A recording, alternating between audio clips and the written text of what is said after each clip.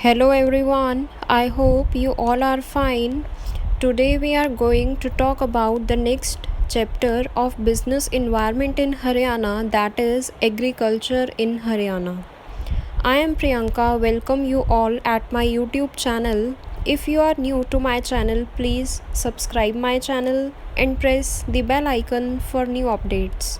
So let us begin with the topic. So let us start with the introduction.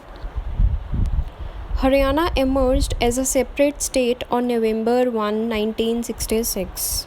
Haryana emerge हुई as a separate state on November 1, 1966 and जो Haryana state है उसने place of distinction achieve किया and Haryana first state थी जिसने provide किया electricity, roads, drinking water to all villages. Haryana along with the Punjab is called the grain bowl of India. Haryana second largest contributor है wheat की and third largest contributor है rice की. Haryana largest exporter है basmati rice की and Haryana state एक leading industrialised state है and Haryana largest producer है cranes की, पैसेंजर कार्स की, रेफ्रिजरेटर्स की, इलेक्ट्रिक मिक्सर्स की एट्सेट्रा. सो हरियाणा emerged हुई as a separate state on November 1, 1966 and Haryana की इकोनॉमी मोस्ट लार्जेस्ट इकोनॉमी है इंडिया में. So next comes the definition of agriculture.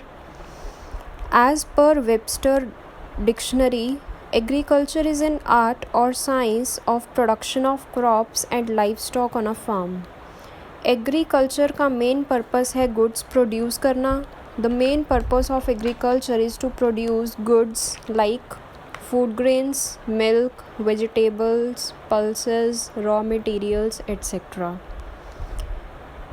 Next comes the role and importance of agriculture. इस chapter में हम basically ये discuss out करेंगे कि जो हरियाणा इकॉनमी है उसका जो एग्रीकल्चरल सेक्टर है उसका क्या रोल है in the economic development of the country and उसकी क्या इम्पोर्टेंस रही, क्या वीकनेसेस रही, क्या बेनिफिट्स रहे टू द वेरियस सिटीजन्स और to the economy. Next comes the role and importance of agriculture. First is contribution to state domestic product. So सबसे पहले आप मीनिंग क्लियर करो कि what is state domestic product or what is gross domestic product. Gross domestic product is the final monetary value of goods and services produced within the country during a specific period of time, normally a year. GDP growth rate measures how fast the economy is growing. GDP measures the country's economic output in a year.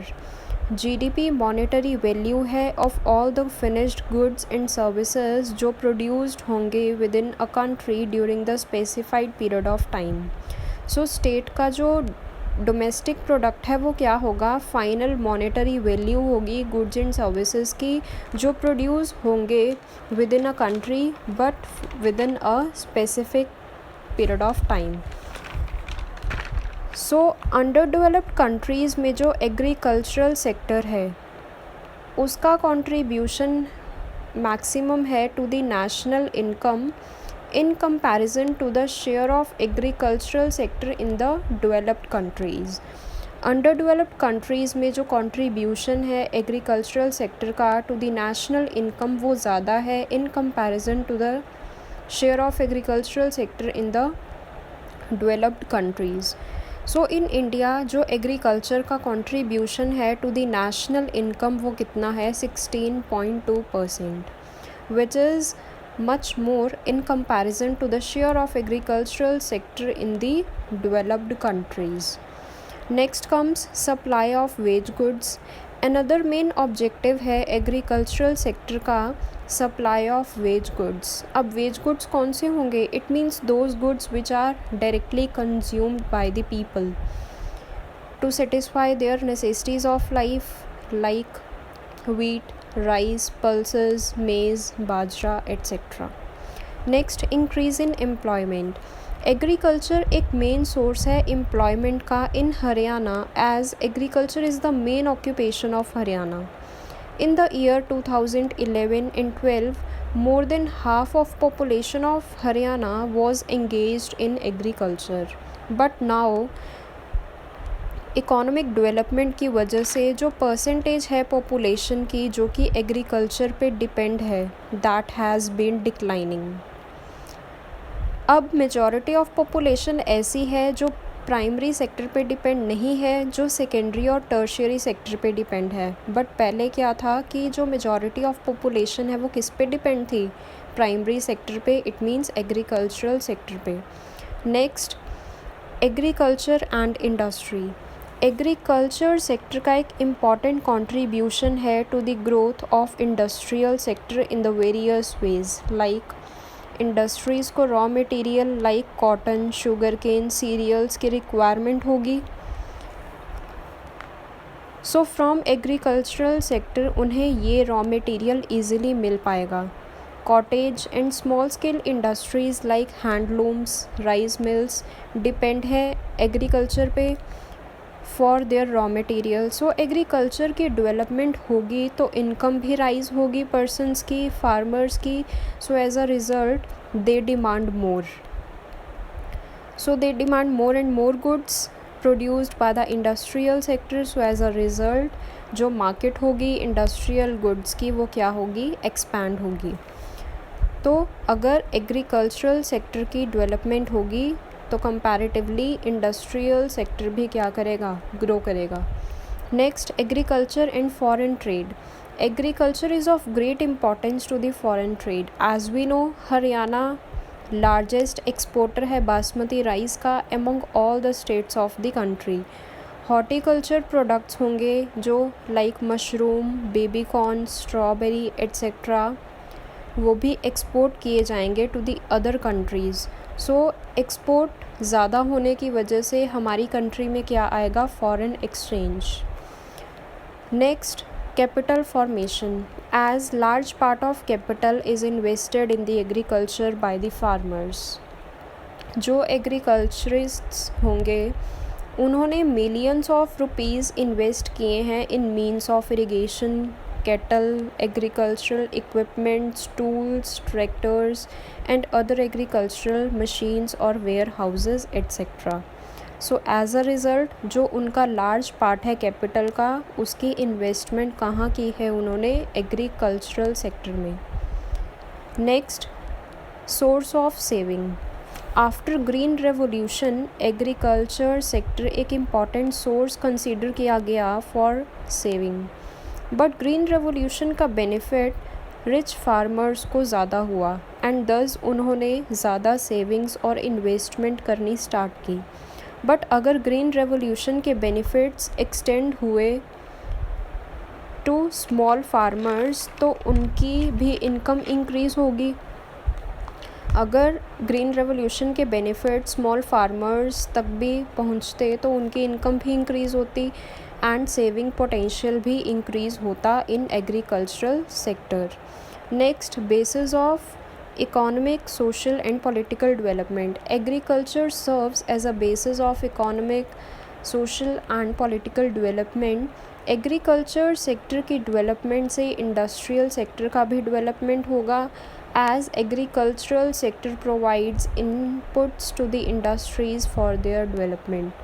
So as a result of agricultural development, economic, social and political life of the villages will also improves. So ये थी importance of agriculture. Next comes the agricultural production. Growth in agricultural production has an important bearing on the growth rate of economy. अगर agricultural production में growth होगी तो it means economy की भी growth होगी.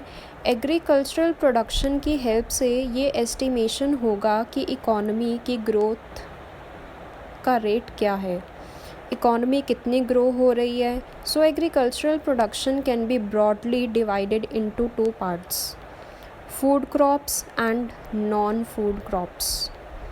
पहले हम बात करेंगे फूड क्रॉप्स की. First comes trends in the production of food crops. Food crops की प्रोडक्शन में ट्रेंड्स के चेंजेस होने की वजह से इकोनॉमी की डेवलपमेंट भी अफेक्ट होगी। Food crops like wheat, pulses etcetera. Food crops important mass consumption goods हैं जो कि कंज्यूम्ड होंगे by everyone in the world.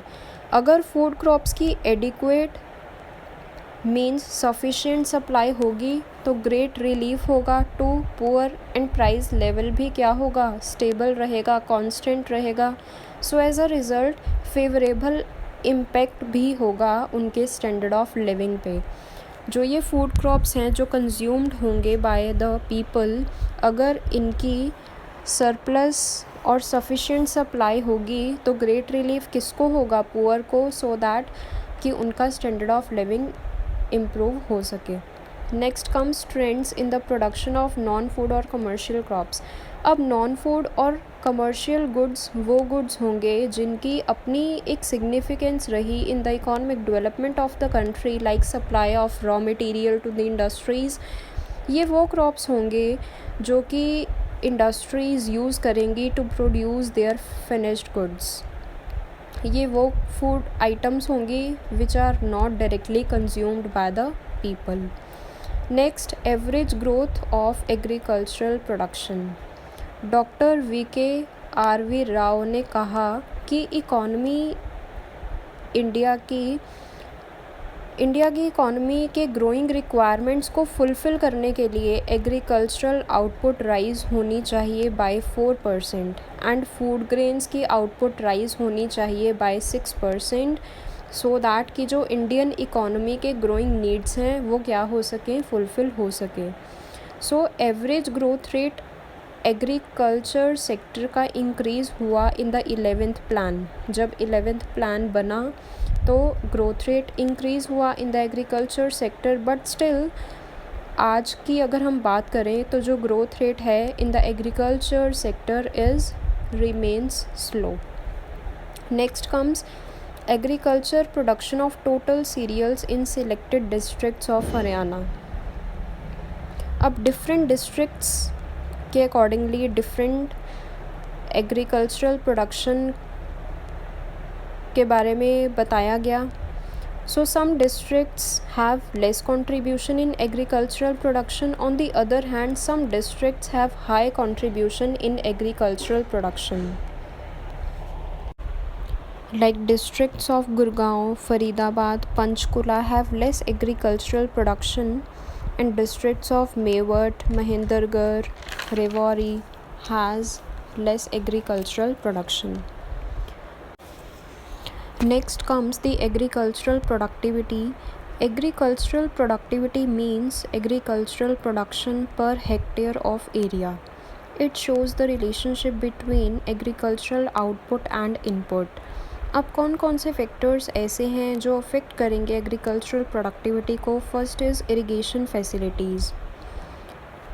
अगर proper and sufficient irrigation facilities होंगी तो वो फार्मर्स को मोटिवेट करेगी सो दैट कि वो डिफरेंट टाइप्स ऑफ क्रॉप्स की कल्टीवेशन कर पाएँ। So it brings an overall improvement in the quality and quantity of agricultural production. जितनी ज़्यादा अच्छी इरिगेशन फैसिलिटीज़ होंगी उतनी ज़्यादा ही क्रॉप अच्छी कल्टीवेट होगी।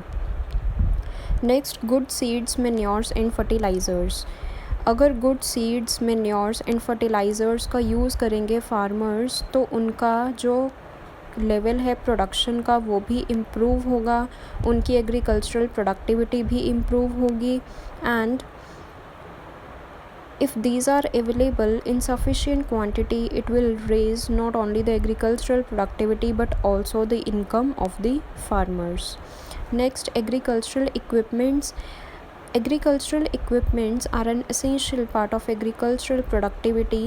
अगर farmers right type of equipments का यूज़ करेंगे तो उनकी जो agricultural production है वो क्या होगी, enhance होगी, improve होगी।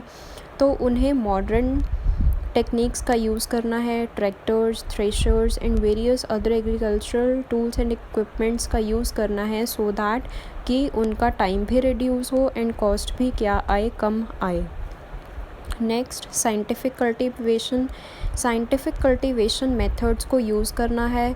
दे have to adopt the crop rotation technique. They have to select the good quality seeds. उन्हें प्रॉपर मैन्योर का यूज़ करना है. ड्राई फार्मिंग करनी है. तो ये सभी मेथड्स को यूज़ करना है सो दैट कि जो उनका क्रॉप है वो क्या हो पाए, अच्छे से ग्रो हो पाए. Next soil health. उनको अपनी एग्रीकल्चरल लैंड की फर्टिलिटी को बनाए रखने के लिए अपनी सॉयल की हेल्थ को चेक करना है सो दैट कि उनकी एग्रीकल्चरल प्रोडक्टिविटी इम्प्रूव हो सके. एंड उनको माइक्रो न्यूट्रिएंट्स का यूज़ करना है सॉइल में सो दैट कि उनकी एग्रीकल्चरल प्रोडक्शन क्या हो, इम्प्रूव हो. तो जितनी ज़्यादा फर्टाइल होगी सॉइल उतनी ज़्यादा क्रॉप क्या होगी, अच्छी होगी. नेक्स्ट एग्रीकल्चरल मार्केटिंग का मेन एम क्या होगा कि फार्मर्स को उनकी प्रोड्यूस के लिए एक अप्रोप्रिएट प्राइस मिले from the sale of their product. अगर फार्मर्स को अप्रोप्रिएट प्राइस मिलेगा फ्रॉम देयर प्रोड्यूस तो उनकी इनकम भी क्या होगी, रेज होगी और अपना वो बेस्ट दे पाएंगे इन the agricultural production. Next education and research efforts किए जाएं bye the farmers so that कि उन्हें टेक्निकल एजुकेशन प्रोवाइड हो सो दैट कि वो फार्मर्स गुड टेक्निक्स का, मॉडर्न टेक्निक्स का इम्प्लीमेंटेशन कर पाएँ in their cultivation. So more and more investment उन्हें करनी है in the research so that कि उनकी जो एग्रीकल्चरल प्रोडक्शन है वो क्या हो पाए, रेज हो पाए. Next comes the other factors like crop insurance. एक रीज़नेबल प्राइस सेट करना फार्मर्स की प्रोड्यूस के लिए. क्रेडिट फैसिलिटीज़ प्रोवाइड करना फार्मर्स को. ट्रांसपोर्टेशन फैसिलिटीज़ प्रोवाइड करना सो दैट कि उनकी जो एग्रीकल्चरल प्रोडक्शन है वो क्या हो, इम्प्रूव हो पाए. Next comes trends in agricultural productivity. Agricultural productivity both of food and non-food crops had risen during the plan period in Haryana. But in case of food crops जो rise था वो ज़्यादा था in comparison to the non-food crops. in 2013 and 14 जो overall productivity थी wheat and rice की वो increase हुई to about 3 times. So agricultural productivity of agricultural crops in Haryana has increased. इसका मतलब क्या है कि एग्रीकल्चरल सेक्टर में ग्रोथ हो रही है हरियाणा में. सो ये था trend in the agricultural productivity. Next comes the weaknesses in the agricultural sector और causes of slow growth of agriculture. अब एग्रीकल्चरल सेक्टर के क्या कॉजेज़ थे उसकी स्लो ग्रोथ के, या वीकनेसेस क्या थी इस सेक्टर की. First, degradation of soil health. In Haryana जो सॉयल की हेल्थ है वो अच्छी नहीं है, सॉयल फर्टाइल नहीं है. Agricultural land is suffering from the problem of less micro nutrients, deficiency of nitrogen etcetera. So soil fertility is decreasing. Soil fertile नहीं है तो इट मीन्स जो क्रॉप है उसकी कल्टीवेशन भी अच्छी नहीं होगी. So it results in the degradation of soil health. Next, shrinking land holdings. Due to industrialization and urbanization in Haryana जो एग्रीकल्चरल लैंड है उसका ज़्यादा यूज़ होने लगा in non agricultural purpose. But still more than half population ऐसी है हरियाणा की जो एंगेज्ड है in agriculture. So it has resulted in shrinking of land holdings. So agriculture holding के स्मॉल साइज़ होने की वजह से जो इरिगेशन फैसिलिटीज़ हैं वो भी यूटिलाइज नहीं होंगी in an effective manner. So it adversely affect the agricultural productivity. Next, defective irrigation system. Haryana में ट्यूबवेल्स ही मोस्ट कॉमनली यूज्ड सोर्स है इरिगेशन का. बट ट्यूबवेल्स का एक्सेस में यूज़ होने की वजह से ग्राउंड वाटर की वेस्टेज भी होगी, which is another major weakness of the agricultural sector. So as a result soil health भी affect होगी. Next, old agricultural equipments. Old equipments or implements, tools ही यूज़ करते हैं farmers in Haryana. Farmers modern equipments and tractors का ज़्यादा use नहीं करते, so as a result agricultural sector की ग्रोथ नहीं हो पाएगी and as a result due to use of outmoded implements productivity remains low. Next, old methods of cultivation. Conventional means मतलब पुराने मेथड्स को ही यूज़ किए जा रहे हैं farmers as a methods of cultivation. Rotation of crops is not scientifically practised. एक ही place पर एक ही क्रॉप की कल्टीवेशन हो रही है बाय फार्मर्स काफ़ी टाइम से, तो रोटेशन ऑफ क्रॉप्स को प्रैक्टिस नहीं कर रहे वो, so as a result productivity क्या होगी, low. Next, shortage of manures. Manures are significant input to raise the productivity, but in Haryana, farmers are not making judicious use of manures. Cow dung जो कि एक most important source है manure का, उसका ज़्यादा use हो रहा है by the farmers as a fuel. Farmers are not using green manures and bio fertilisers in agriculture. Farmers depend हैं केमिकल फर्टिलाइज़र्स पे, जो कि मोस्ट एक्सपेंसिव है एंड सफिशिएंटली अवेलेबल नहीं है। Next, lack of credit facilities. In rural areas in Haryana credit facilities are insufficient. Farmers को credit facilities नहीं मिलती from the cooperative banks and credit societies, so उन्हें लोन के लिए डिपेंड होना पड़ता है up to mahajans and sahukars. So as a result farmers को फोर्स किया जाता है कि वो अपनी क्रॉप्स को सेल करें to the money lenders at low prices. Farmers की इनकम लो होने की वजह से प्रोडक्टिविटी भी क्या होगी, लो होगी। Next, inadequate availability of electricity. In Haryana जो इलेक्ट्रिसिटी की सप्लाई है in many villages is still insufficient and irregular, so farmers tubewells को यूज़ नहीं कर पाएंगे एज पर देयर नीड्स, और they have to run their tubewells on diesel which proves very costly. Next, defective marketing. Defective marketing another important factor है in context of backwardness of agriculture. So farmers का एक reasonable price set होना चाहिए so that farmers को एक reasonable price पे किया जाए बाय द मनी लेंडर्स, जो कि नहीं पे कर रहे वो उन्हें। So poor roads and lack of fast means of transport की वजह से फार्मर्स फोर्सफुली अपनी प्रोड्यूस को सेल करते हैं in the local markets as at lower prices. Next, less investment in agricultural research and development. Agricultural research and development में कम investment होने की वजह से कोई भी डेवलपमेंट नहीं हो पा रही in agricultural sector, which is another weakness in agricultural sector. Next, diseases of crops and pest. Farmer की प्रोड्यूस का लार्ज पोर्शन डिस्ट्रॉय होगा by the crop diseases like rats and by insects. ये भी एक वीकनेस रही agricultural sector की। Next, less technological research. Less technological research की वजह से भी ओल्ड इम्प्लीमेंट्स यूज़ होंगे in the crop cultivation, so as a result productivity भी लो होगी एंड फार्मर्स की इनकम भी क्या होगी, लो होगी।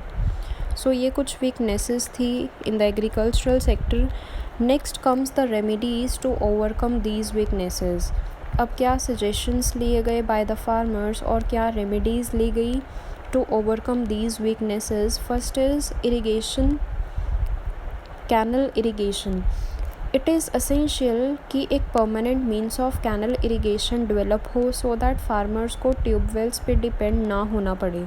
So there should be more canals and rainwater harvesting. Next, mechanization. More and more mechanized means of cultivation introduced किए so as to meet the needs of the farmers. Proper arrangement किया गया for their sales and maintenance. Agricultural tools and equipments की exhibitions organise की गई so that कि mechanised farming के बारे में अवेयरनेस क्रिएट की जाए among the farmers. Next, scientific cultivation. Scientific cultivation का मैक्सिमम यूज़ हो एंड फार्मर्स को एजुकेशन प्रोवाइड की जाए regarding the rotation of crops, use of right kind of fertilizers, modern techniques of cultivation so that कि वो modern techniques को ही use करें. Next, good quality seeds.